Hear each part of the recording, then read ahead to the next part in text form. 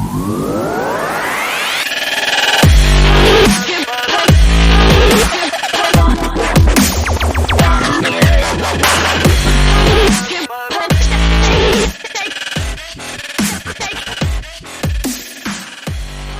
is Reality Remix, Season 1, Episode 11. My name is Dennis, and I'm filling in for Dale while he's on vacation. In recent events, hackers sent spam emails from FBI accounts using the LEAP Law Enforcement Enterprise Portal, and they basically hacked the FBI. Not a lot of confidence there. With us in the studio is Solomon tonight. Hi, Solomon. How you doing? Hi, Dennis. How you doing tonight? Doing okay. Jim, you're also here with us? Yeah, I'm here. All right. And Anthony? How's it going, guys? Sounding good. Loud and clear. Our topic for this episode is Neuralink by Elon Musk. I'll hand it over to Solomon because he has the inside scoop. Solomon, what do you have for us? Yeah, in 2016, there's a startup company that's co-funded by Elon Musk. It was created to potentially assist people with physical disorders, but also has staggering implications for future applications. They want to develop a practical BMI, or a brain-machine interface. Now imagine a neural implant that will allow you to control a computer or a mobile device anywhere you go, or possibly regain the use of limbs that have previously been paralyzed. Sounds like science fiction, but is it possible? Let's dig down into this new technology. They're robotically inserted micron-scale threads into the brain that control movement, and the threads controlling many electrodes which are connected to the implant called the link. Current BMIs only have a few hundred electrodes, but the link will record from over 1,000 and is designed to be scalable, so up to the millions. Made with biocompatible materials, the link will be hermetically sealed and made to be protected from the surrounding body tissue. And with robotic insertion, the threads can be placed through a single 8mm hole in the skull with absolute precision.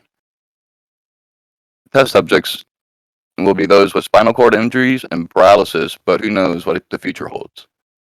What do you think about this, guys? Well, I'd like to pipe in and say it is science fiction. I've done some research on the technology. Elon Musk is hiring for Neuralink, and there's definitely potential. But would I want to have this done? I got to take a hard pause on that. Hard pause. Now they've already used test subjects for they've had pigs, so they've already have implanted and removed and left them in, and have also used multiple implants. Yeah, with the current implants though, it's functioning, it's working well. Okay, human trials, have they started yet? Not yet. They haven't had FDA approval yet, but they were hoping to get that in about 6 months or so.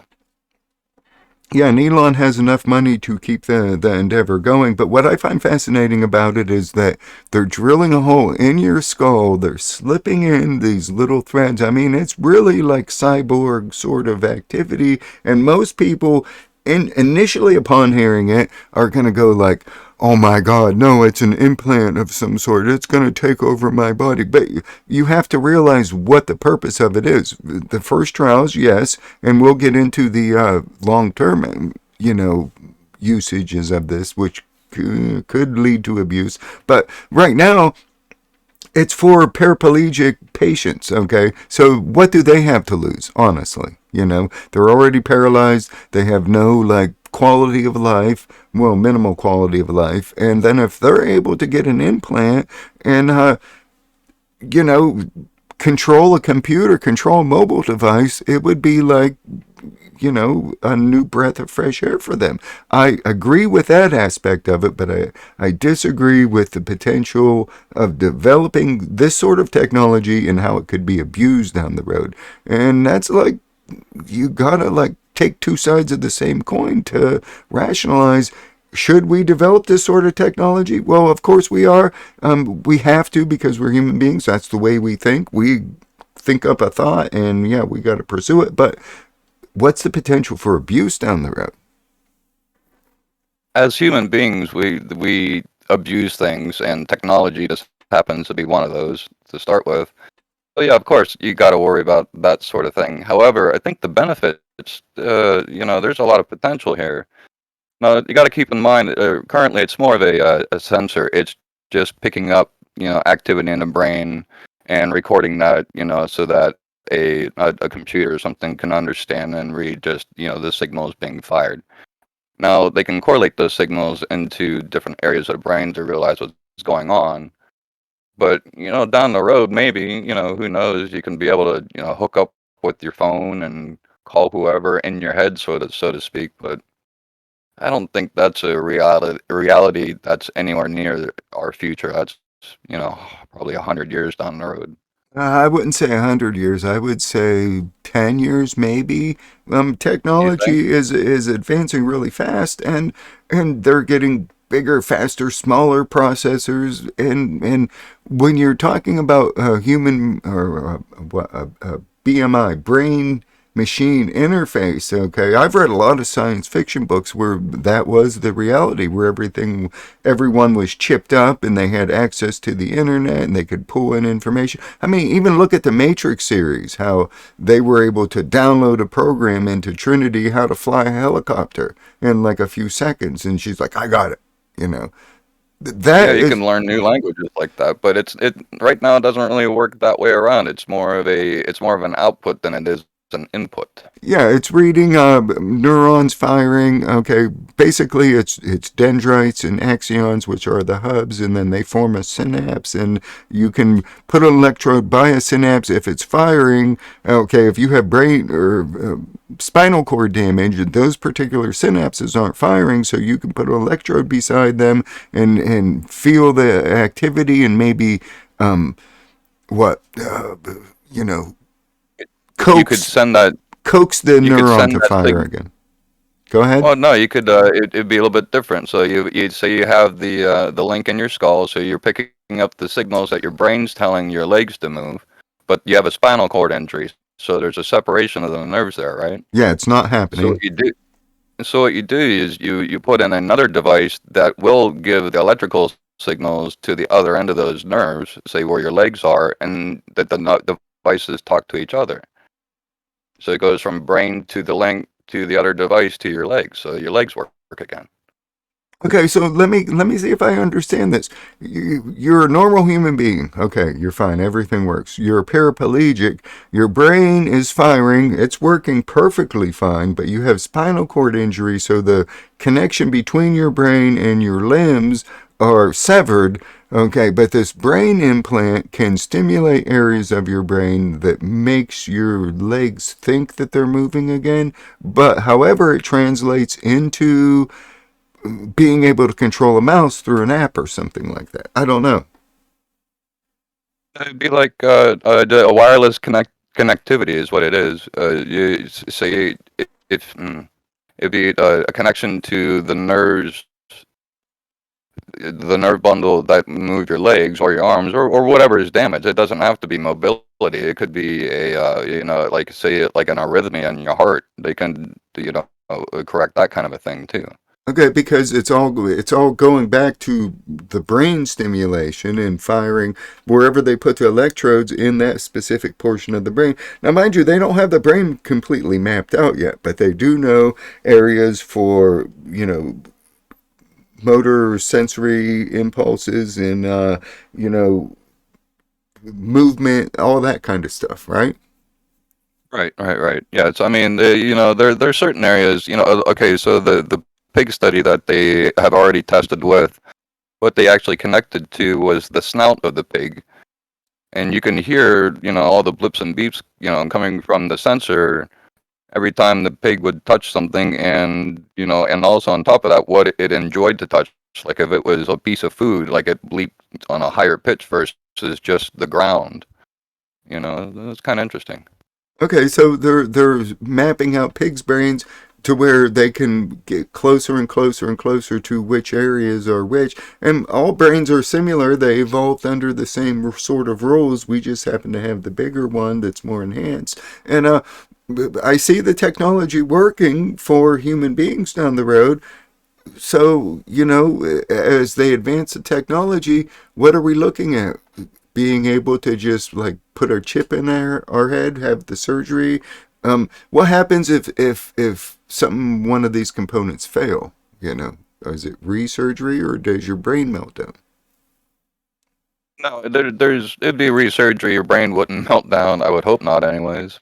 But the thing about these things, it's a choice to get them. It's not like you don't have to be a paraplegic or anything. If you wanted to say better hearing, you could have it hooked up so that you, instead of your ears, you're also using microphones or cameras to see, potentially. But it's a choice. It's not somebody's gonna hold you down and drill a 8 millimeter hole in your skull and put a coin-sized sensor in and call it a day. Yeah, is it a coin size sensor? I mean, the ones I saw Right, were about the yeah, size right of now a it's about thumbnail. Go ahead. but right now it's about the size of a quarter. And how thick? Uh, Maybe about 3/4 in height, almost 4. Okay, so Like a that's stack of coins. yeah, and I was doing some research on it, and you plug it in, you have a magnetic like connection to your skin. It goes behind the ear, so you plug your charger in, and it magnetically connects through your skin to this device, and you can recharge it.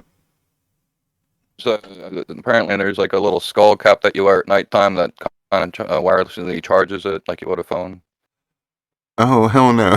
You mean you can wirelessly charge your Yeah, your implant? But they also have yeah, the kind of like magnetic all stick. hairnet. Yeah, Yeah, yeah. okay.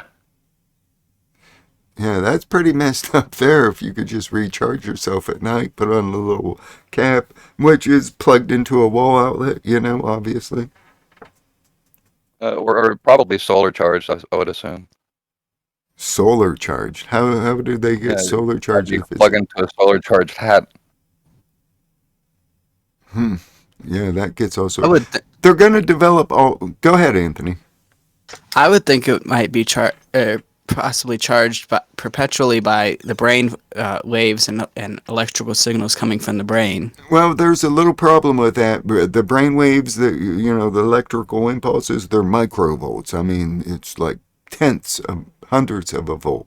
So yeah, if you're trying to pull energy off the human brain, you're not getting much. That's some of the problem with the mapping of the brain also. What higher different regions have different voltages? It's hard to read a lot of the regions because everything's so low, What do you mean by low? like low voltage. Oh, low, yeah, microvolts, even lower than that. And you have to like you can't really pick up a 5 volt signal from the brain. I don't I know. think overall, Doing some amazing work with it. Go ahead, Anthony. it's a rather cool idea in the grand scheme of things. I I mean, like the for idea. what Yeah, go ahead. I think, on a personal standpoint, member of my family had spinal injury, and I feel that, and they have since passed on, but I feel that it would have improved the quality of their life to where that if this was developed, years prior and to its potential, that they would probably still be with us. Yeah, but there we're looking at the fact that it's new technology. It's not going to be relatively available Technology's been around since 1990. for the BMIs. Yeah, but we're talking like hundreds of implants, not thousands of implants at that point in time. Well, Yeah, for full functionality, we're probably looking 10, 20 years. no. When I was taking that course at Kent State, we got to do a little quick visit to Johns Hopkins and watch them take I'd hate to say it, quasi brain, let's put it that way. A brain that is being mobilized, but not in a person, okay? What they did is they structured it so this is the brain's activity as we know it today. And wherever they applied this micro electronic hit, it's more like everyone know what a milliamp is? Mm-hmm. We all know what milliamps are. That's the power. It's so tiny and minute that it's hardly readable by a true scope other than anything less than an oscilloscope that can pick up that micro rad. And when they touched it, it was amazing the amount of light up that they had. They actually said, this is what it takes for a hand to move all 5 fingers. We can reproduce that right now with this piece of equipment. Of course, it wasn't the size of a quarter at the time. I mean, they have really scaled it down. At that time, it probably was the size of a lunchbox. Let's use a lunchbox. That's how it read what was needed and then sent that to that point in the brain where it could use that. Where a person who say lost all mobility in their right arm, they could hook this up and make their right arm move like it was never harmed. It actually functioned the muscles, caused the tendons to retract and to release. It was pretty slick. I mean, it was beyond. I thought I was, watching Star Trek when this was going on. Is that this is off the hook, and this was back in 2000. I think there may be, there's a lot more technology than we realize is being done for the human body by some places that are, really working seriously in biomechanical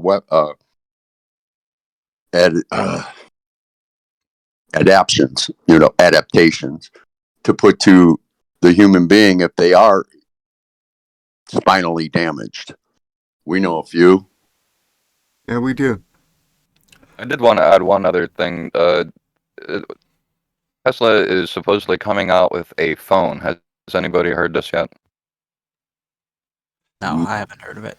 Neither have I. Well, okay. Well, from what I know about this phone, not only will it mine bitcoins for you, but it also will support Neuralink connectivity. No kidding. Yeah. Where'd you see that at? I'm a research freak. That's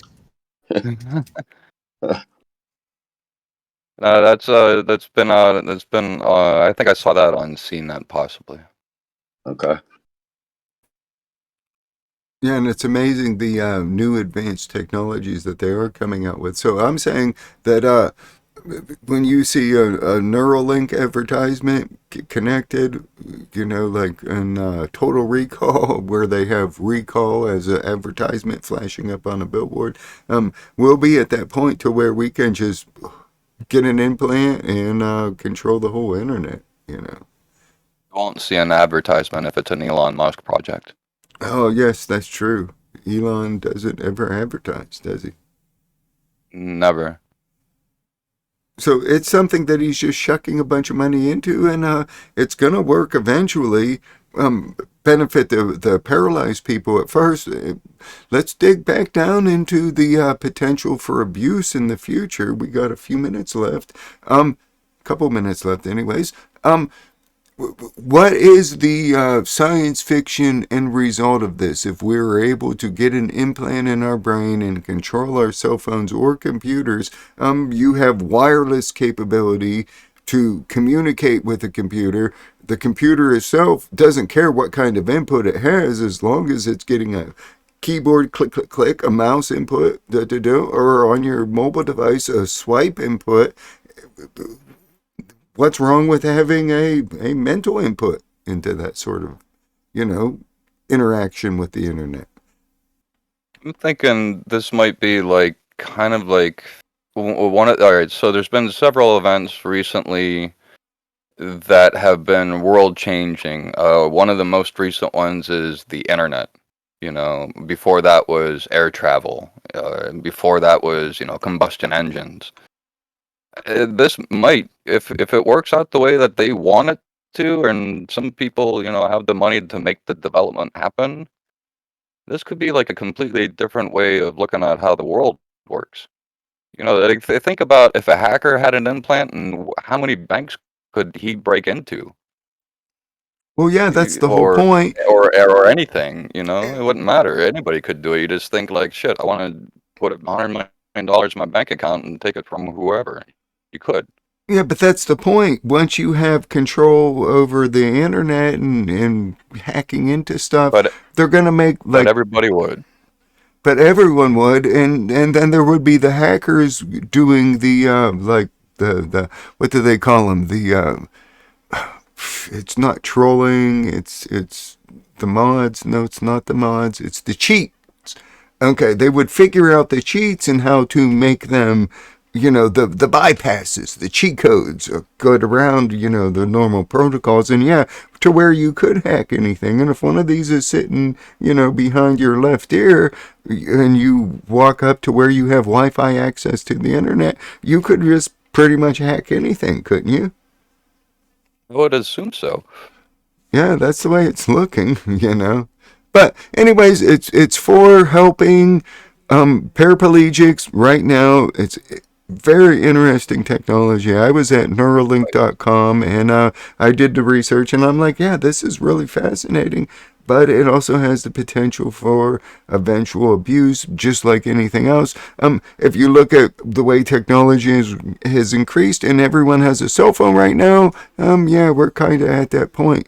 It's up to society to determine the direction that the internet growth wants to be. Are we going to have a bunch of cyber hackers down the road, or is everyone going to continue to play nice? I don't know. Almost like cybernetics.